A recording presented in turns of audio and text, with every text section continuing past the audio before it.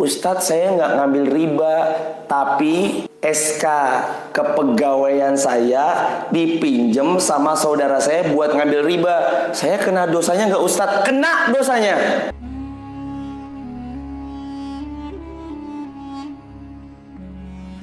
Bagaimana tentang saya menjualkan rumahnya seseorang? Nah, itu beda lagi. Kalau orang menjualkan rumahnya seseorang, didatangin lawan pembelinya.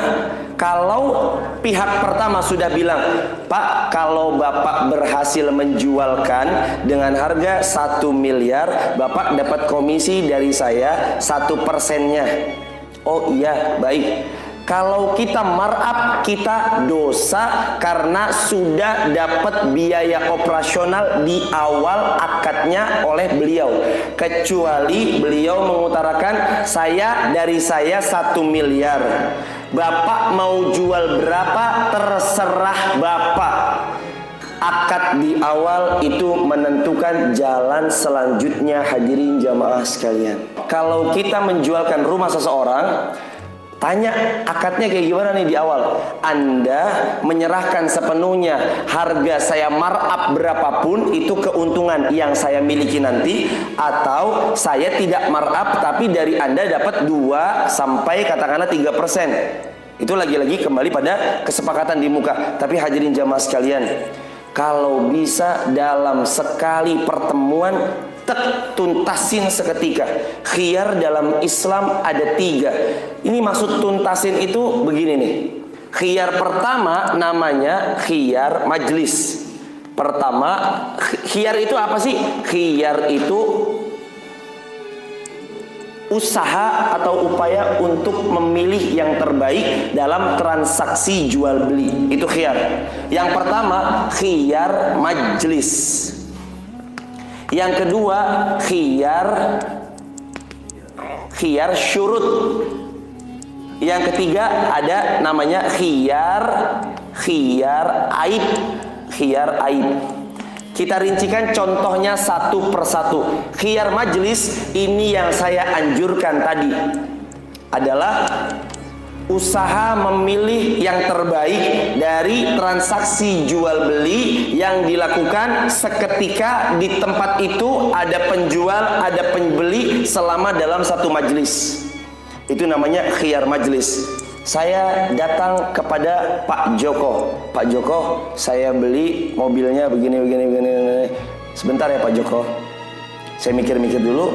Istri saya gimana? Oh iya, oke, siap, beres. Cet, dibayar, selesai seketika. Kalau itu jujur transaksinya, dia nggak bohong. Ini padahal pernah tabrak, tapi dia bilang nggak pernah nabrak sama sekali. Ini udah keropos, dia bilang masih mulus, kinclong, kinyis.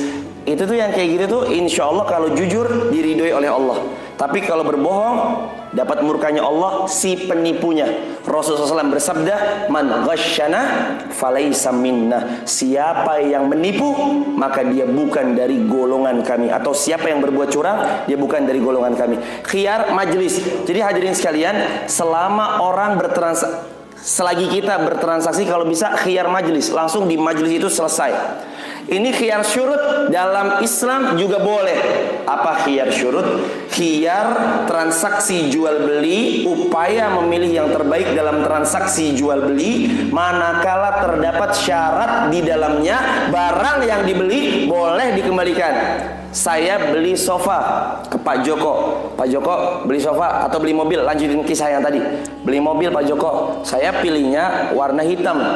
Sampai ke rumah itu mobil, istri nggak, saya bilang dulu di awal, Pak Joko, kalau istri saya nggak suka mobilnya warna hitam, nanti boleh tuker ya. Oh iya, siap. Begitu sampai di rumah ngeliat mobil warna hitam, waduh, kok hitam? Kan udah punya 3 yang hitam. Masya Allah, saking banyak ya. Misalnya putih, dah gantian putih. Saya balik, boleh ditukar Pak Joko? Boleh. Itu namanya khiyar syurut. Ada syarat di awal. Kalau jamaah jual pakaian, kalau sobek saya balikin ya, iya. Atau syarat di awal apa? Nanti kalau nggak laku, kembalikan saja Ustadz. Itu boleh. Itu namanya khiyar syurut. Yang ketiga, khiyar aib. Khiyar aib itu manakala terdapat kecacatan boleh dikembalikan. Seperti sofa, beli sofa ada yang boncel, boleh dikembalikan. Seperti beli mobil, ternyata tangki mobilnya itu nggak bisa dibuka, boleh dikembalikan. Dan seterusnya, kalau ada kecacatan, namanya aja aib, khiyar aib. Khiyar upaya memilih dalam transaksi jual beli, aib yang ada aibnya maka boleh dikembalikan. Hadirin jamaah yang dimuliakan Allah, ini bahasan kita sedikit keluar sedikit dari tema kita. Kita lanjutkan hadis Bukhari Muslim. Rasulullah SAW bersabda, Rasulullah SAW bersabda, la'ana Rasulullah sallallahu alaihi wasallam akilar riba wa maukilahu wa syahidaihi. Rasulullah melaknat 3 orang. Ini Ustadz, saya nggak ngambil riba, tapi SK kepegawaian saya dipinjem sama saudara saya buat ngambil riba. Saya kena dosanya nggak Ustadz? Kena dosanya. Gara-gara apa? Fasilitator dalam keburukan.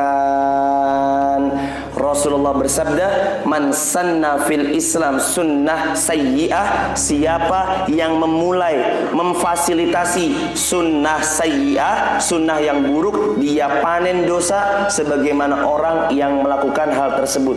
Ibu tahu nggak SK-nya dipinjem buat ngutang ngambil riba? Tahu Ustadz. Iya tahu, ngapa dipinjemin? Jangan mau jamaah dipinjemin, apalagi buat riba. Ini Rasul melaknat 3 orang. Rasul laknat yang pertama akilar riba. Siapa? Pemakan riba. Wa maukilahu, yang mewakili. Wa syahidai, dan saksi-saksinya, termasuk nulis transaksi riba. Rasul bersabda di hadis Bukhari Muslim, hum sawa, mereka semua sama di dalam dapat dosanya, panen dosanya sama mereka semua. Yang ketiga, yang menjadi saksi. Saya nggak transaksi riba, tapi ibu menyaksikan. Saya nggak transaksi riba, tapi ibu turut mendukung.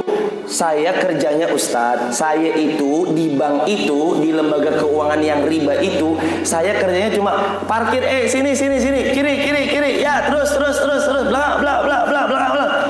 Saya kerjanya gitu Ustadz. Itu ikut mendukung dalam keburukan. Apakah saya kena dosanya Ustadz? Apakah kalau nggak ada security-nya, itu toko, itu bank, itu lembaga keuangan bisa jalan? Apakah kalau nggak ada cleaning service-nya, itu kantor bisa jalan?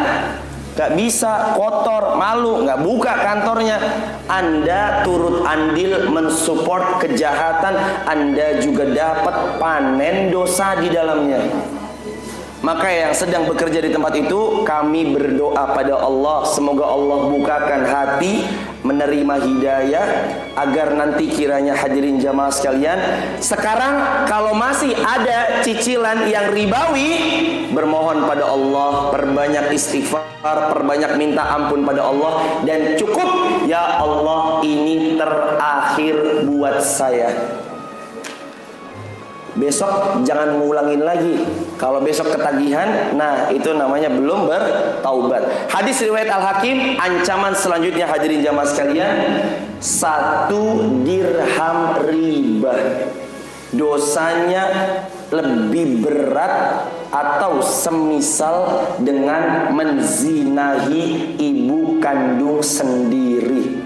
Atau dalam riwayat lain, riba punya 73 cabang dosa. Cabang dosa nih. Dosa terkecilnya seperti menzinahi ibu kandung sendiri. Dalam riwayat lain, 1 dirham riba dosanya seperti 36 kali berzina. Bayangin jamaah, kita ngambil tuh tiap hari berzina dosanya, tiap hari berzina dosanya, setiap hari seperti dapat dosa zina oleh ibu kandung sendiri. Kita emang tadi sholat subuh diterima hadirin sama Allah? Ada yang bisa jamin? Belum tentu. Emang kemarin Ramadan kita dapat nilai 100? Orang saya semester 6 pernah ngajar di salah satu SD depan Kubamas. Dari 30 siswa di kelas, soal yang dapat 100 nilainya paling 1 atau 2 orang doang kok. Allah ngasih Ramadan. Apakah nilai kita semuanya 100? Belum tentu.